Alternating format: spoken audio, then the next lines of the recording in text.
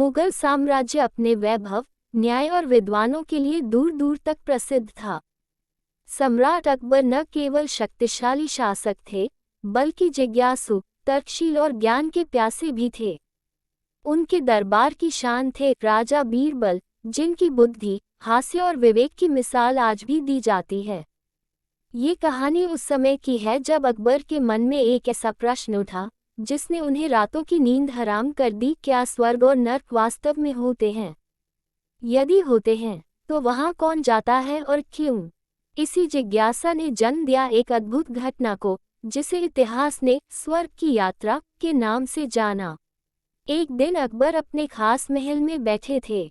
चारों ओर शांति थी, पर उनके मन में हलचल। उन्होंने आसमान की ओर देखते हुए कहा, बीरबल, क्या तुमने कभी स्वर्ग को देखा है? बीरबल मुस्कराए, जहां पनाह आंखों से तो नहीं, पर कर्मों में अवश्य देखा है। अकबर चौंक पड़े, कर्मों में? ये कैसे? बीरबल बोले, जहां दया, सत्य और न्याय है, वही स्वर्ग है, और जहां अन्याय, लालच और क्रूरता, वही नर्क।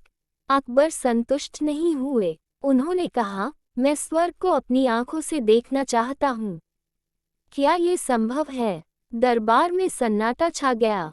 बीरबल ने क्षण भर सोचा और बोले, जहां पनाह, यदि आप अनुमति दें तो मैं आपको स्वर्ग की यात्रा करा सकता हूँ। अकबर की आंखें चमक उठीं।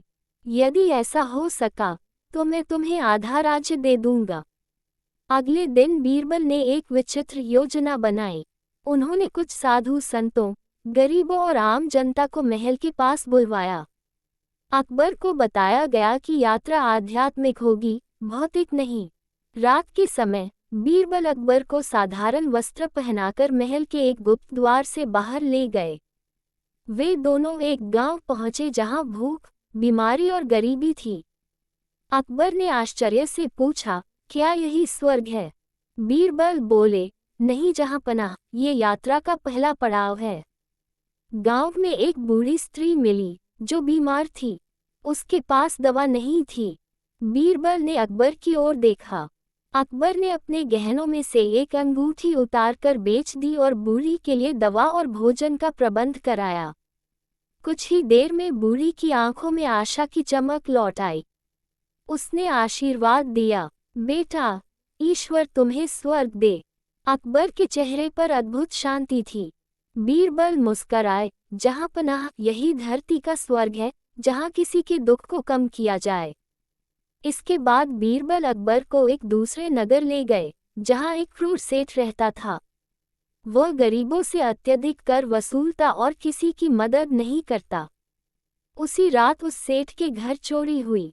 सेठ रोता बिलखता महल पहुंचा। अकबर ने पहचान नहीं बताई और उसकी कहानी सुनी। बीरबल ने पूछा, तुमने कभी किसी गरीब की मदद की? सेठ चुप रहा। बीरबल बोले, यही नर्क है, जब मनुष्य अपने कर्मों से स्वयं को जला ले। अकबर समझ गए कि नर्क कोई स्थान नहीं, बल्कि मन की अवस्था है। अगली सुबह बीरबल अकबर को एक आश्रम ले गए। वहां संत लोग सेवा, ध्यान और शिक्षा में लगे थे। कोई ऊंच नीच नहीं, कोई लालच नहीं। एक संत ने कहा, स्वर्ग ऊपर नहीं, भीतर है। जो स्वयं को जीत ले, वही स्वर्ग को पा लेता है। अकबर ने संत के चरण छुए। उनके मन का भ्रम टूट चुका था। महल लौटकर अकबर ने दरबार बुलाया।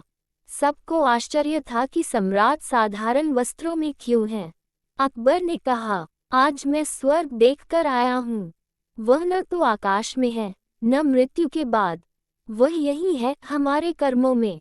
उन्होंने सेठ को दंड दिया, करों में राहत दी, गरीबों के लिए नाले खुलवाए। अकबर ने बीरबल से कहा, मांगा था तुमने आधा राज्य। बीरबल ने हाथ जोड़कर कहा, जहां पनाह, मुझे कुछ नहीं चाहिए। यदि आप न्याय करते रहें तो वही मेरा इनाम है। अकबर भावुक हो उठे। स्वर्ग और नर्क स्थान नहीं, कर्मों का फल है। दया, सेवा और सत्य ही सच्चा स्वर्ग है। लालच, अहंकार और अन्याय नर्क की आग हैं। सच्चा ज्ञानी वही है जो दूसरों के दुख को अपना समझे।